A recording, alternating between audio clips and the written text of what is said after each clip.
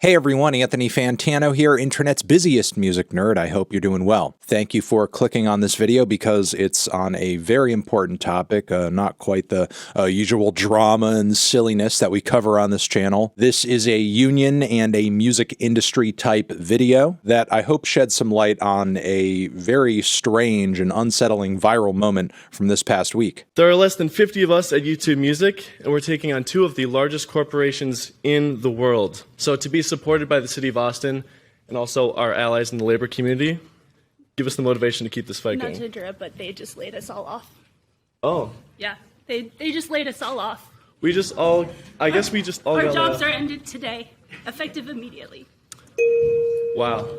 I'm sorry your time's expired, but we'll follow up on this. Thank you. Those were two formerly subcontracted Google employees who were part of a larger team responsible for a wide range of duties dealing with YouTube's music platform, YouTube Music. The dashing fellow at the podium there is Jack, and we'll be talking to him later in this video. The team wasn't just doing some kind of regular, short-term, defined ending type subcontracting job. It was actually an ongoing thing that had been seamlessly renewed multiple times to the point where this team was actually seeking the ability to unionize under their subcontractor company and Google. But unfortunately, Google has been kind of sidestepping any responsibilities that they might have here in this situation. And as a result of that, this team of subcontractors were trying to find other ways to essentially bring Google to the negotiating table to work out better terms around benefits, pay, and a host of other things. A part of this process for them was actually going to this Austen City Council meeting and getting them on board with the team's unionization efforts with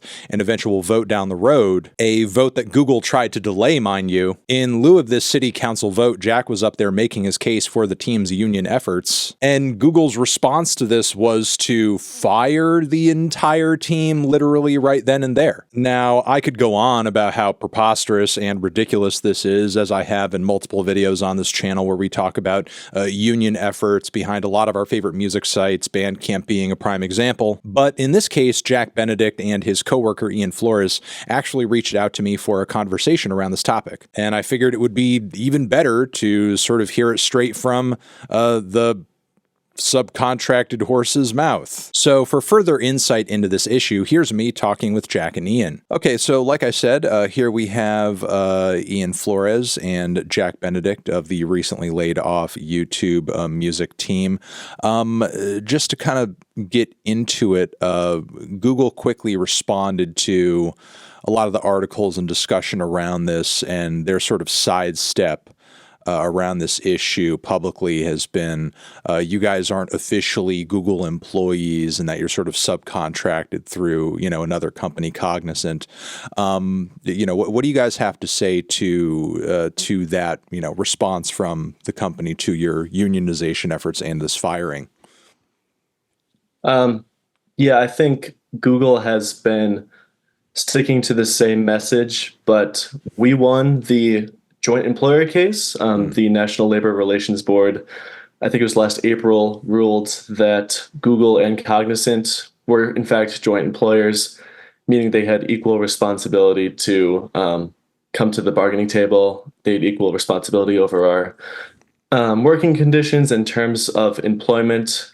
So I think the NLRB has been very clear. Google has been losing their appeals, and since then, they've just been breaking labor law by refusing to acknowledge us as their employees and refusing to negotiate.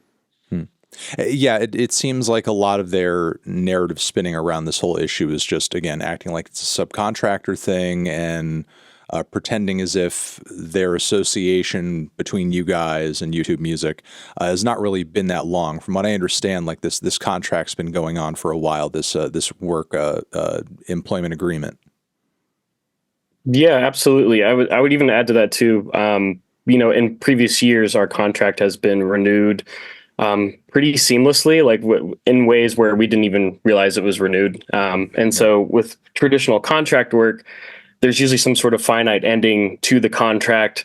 Like you're building a certain platform or like an application and it ends and then you find something else. So the type of work we are doing is kind of never ending. We're always getting requests in, and it's basically essentially all on the Google platform. And so that added to their legal responsibility to actually come to the negotiating table with us, kind of defeats all of the arguments that they're making, and especially with the NLRB ruling that we are that they are in fact our employers, at multiple levels, and so they're pretty much out of appeals now too. So, but yeah, they've been kind of sticking to that same talking point.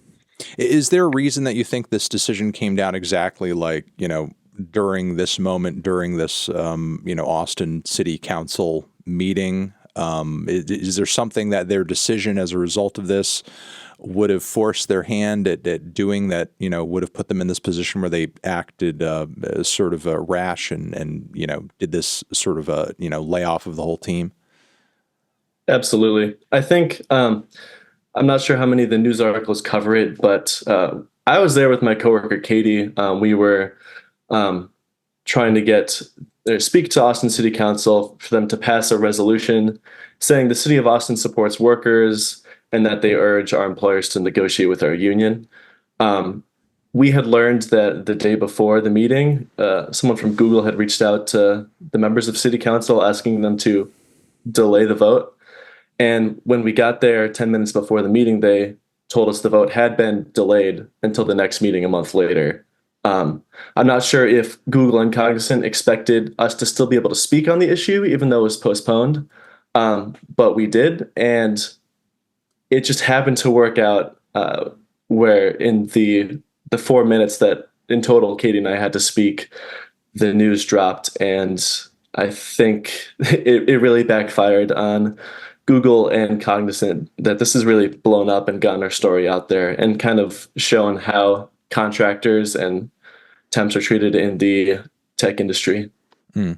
Is there a reason that you guys think that Google has been sort of like extending these jobs for this contract out so long? I mean, is it sort of normal practice for a company as large as Google with, already like, a huge union covering a lot of their, full-time and salaried workers, like, hiring out for pieces of their platform as essential and as large as like YouTube Music on a regular basis?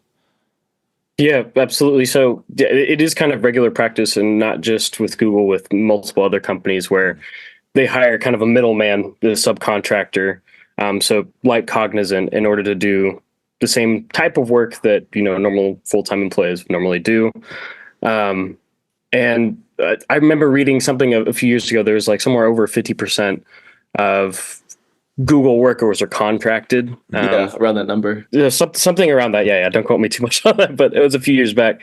And so this is kind of a normal thing from it's cheaper labor. It costs less. That they basically pay a company to hire us. And in fact, while we were also at Cognizant, we were training a team in India, which a lot of articles don't necessarily mention too much at the moment, but we are training at multiple teams in India, and they actually still work for YouTube Music. We don't know what kind of contract they have, what kind of pay they make, what their terms and conditions are.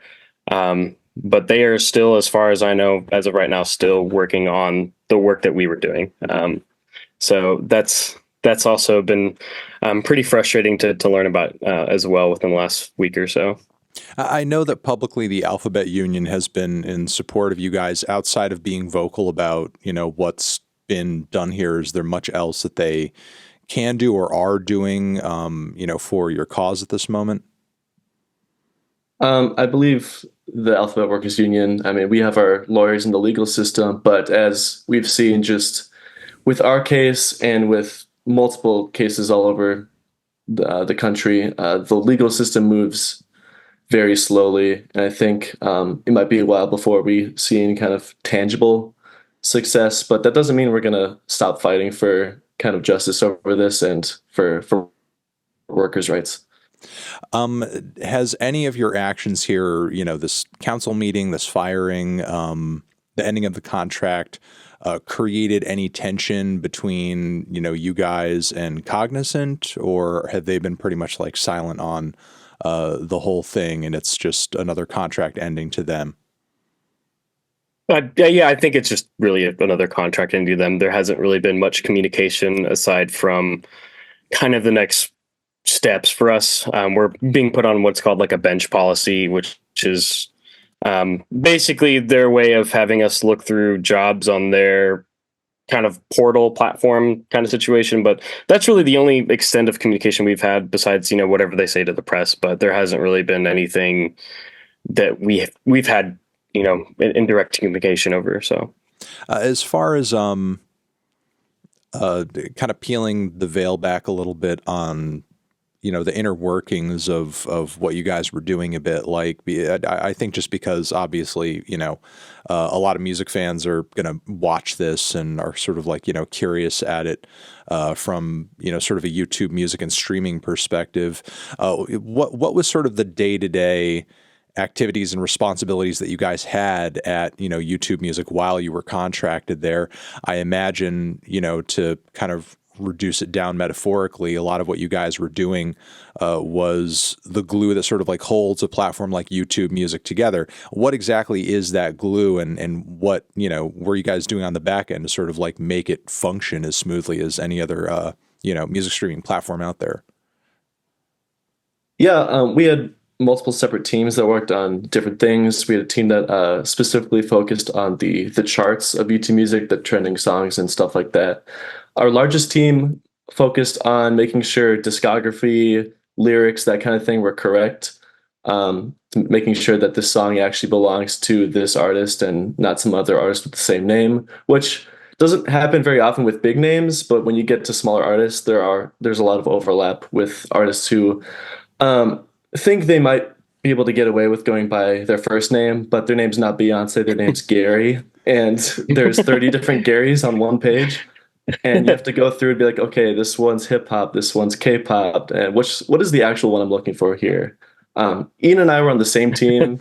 We were in charge of enabling artists' YouTube Music pages, and we had a lot of research to do where if an artist was on a certain label, let's say some K-pop artist is on Warner Music Korea, Sony Music Korea, they're on One the K. We have to go find the music videos on these channels and get them added to their page so that their full page represents their discography completely. So, I mean, that's a lot of time, that's a lot of focus, it's a lot of effort. I mean, you're essentially kind of like archiving for a giant infinite record store just on the internet. Yeah, essentially. Yeah, pretty much. And we also have the charts team.